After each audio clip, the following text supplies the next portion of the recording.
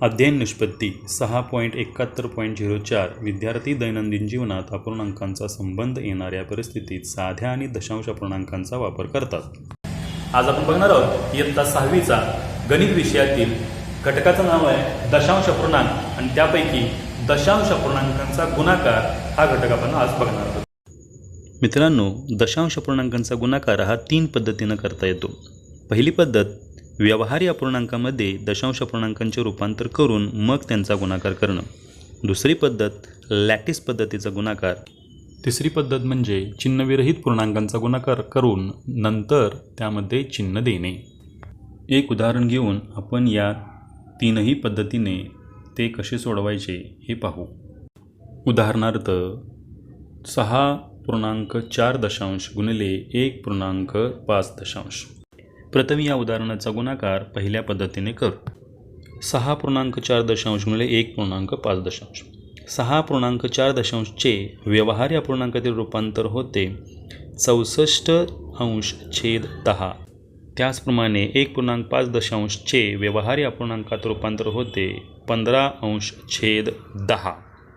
आता आपण या 64°/10 गुणिले 15°/10 यांचा प्रथम गुणाकार करू। नियमाप्रमाणे 64 गुणिले 15 यांचा सर्वप्रथम गुणाकार अंशामध्ये तर 10 गुणिले 10 यांचा गुणाकार छेदामध्ये करतात। 64 गुणिले 15 यांचा गुणाकार केल्यास उत्तर येते 960। हा अंशामध्ये लिहून 10 गुणिले 10 यांचा गुणाकार केल्यास उत्तर येते 100। हा 100 छेदामध्ये लिहितात म्हणजेच 960°/100। याचे दशांश अपूर्णांकामध्ये रूपांतर केल्यास उत्तर येते 9.60 म्हणजे 6.4 गुणिले 1.5 बरोबर 9.60। याच अपूर्णांकांचा गुणाकार लॅटिस पद्धतीने करू। 6.4 यांची स्थानिक किंमत 6 व 4/10। त्याच पद्धतीनं 1.5 यांची स्थानिक किंमत 1 व 5/10। प्रथम 1 गुणिले 6 यांचा गुणाकार करू। हा गुणाकार केल्यास उत्तर येते 6। ते योग्य त्या रकान्यामध्ये लिहू। त्याचबरोबर 1 गुणिले 4/10 यांचा गुणाकार केल्यास उत्तर येते 4×1=4 म्हणजे 4/10। तेही योग्य त्या रकान्यात लिहू। आता 5/10 गुणिले 6 यांचा गुणाकार केल्यास उत्तर येते 30/10। तेही योग्य त्या रकान्यामध्ये लिहू। आता 5/10 गुणिले 4/10 यांचा गुणाकार केल्यास उत्तर येते 20/100। तेही योग्य त्या रकान्यामध्ये लिहू। आता या सर्वांची बेरीज आपल्याला करायची आहे। प्रथम 6 अधिक 4/10 अधिक 30/10 अधिक 20/100 या सर्वांचा छेद समान करून घेणं गरजेचं आहे। सर्वात मोठा छेद 100 असल्यामुळे यांचा छेद 100 करून घेऊ। 6च्या छेदस्थानी कोणताही अंक नाही म्हणजे 1 असतो। तिथे 100 येण्यासाठी छेद आणि अंश यांना 100ने गुणायला लागेल।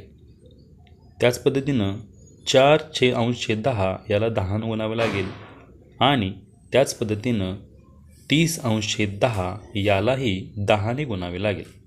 पण 20/100 मध्ये 100 असल्यामुळे त्याला 1नेच गुणावे लागेल। यांचा गुणाकार येतो 600°/100 अधिक 40°/100 अधिक 300°/100 अधिक 20°/100। आता छेद समान असल्यामुळे अंशांची बेरीज करू। ती येते 960 म्हणजे 960°/100। याचे दशांश अपूर्णांकातील रूपांतर येते 9.60 म्हणजे 6.4 गुणिले 1.5 यांचा गुणाकार येतो 9.60। आता उदाहरणात दिलेल्या दशांश अपूर्णांकांचा गुणाकार तिसऱ्या पद्धतीने करण्यासाठी सर्वप्रथम दिलेल्या अपूर्णांकातील संख्यांमध्ये असलेले दशांश चिन्ह काढून त्यांची चिन्हविरहित किंमत घ्यावी। चिन्हविरहित पूर्णांक संख्यांचा गुणाकार प्रचलित पद्धतीप्रमाणे करावा आणि त्यानंतर आलेल्या उत्तरामध्ये उदाहरणातील दशांश चिन्हांचा विचार करून तितकी घरे सोडून दशांश चिन्ह द्यावे. 6.4 चिन्हविरहित किंमत होते 64 व 1.5 चिन्हविरहित किंमत होते 15. आता 64 व 15 या पूर्णांक संख्यांचा गुणाकार प्रचलित पद्धतीप्रमाणे करू. 15 या गुण्याने 4 या गुणकाला सर्वप्रथम गुणावे. त्यासाठी 15च्या पाड्यामध्ये 15 चोक 60 म्हणजे 60 0 हातचा गेले 6. आता 15ने 6 या संख्येला गुणल्यास 15 सक 90 आणि 6 हातच्याचे असे 96 होतात, म्हणजे उत्तर येतं 960. 64 आणि 15 या पूर्णांक संख्यांचा गुणाकार 960 येतो. आता याच्यामध्ये दशांश चिन्ह द्यायचे असते. 6.4 मध्ये एक स्थळ व 1.5 मध्ये एक स्थळ, एकूण 2 दशांश स्थळे ही उत्तरामध्ये द्यावीत. म्हणजेच 9.60 हे त्याचे उत्तर येते. म्हणजे 6.4 व 1.5 यांचा गुणाकार तीनही पद्धतीने केला तरी त्याचं उत्तर 9.60 इतकाच येतं. धन्यवाद.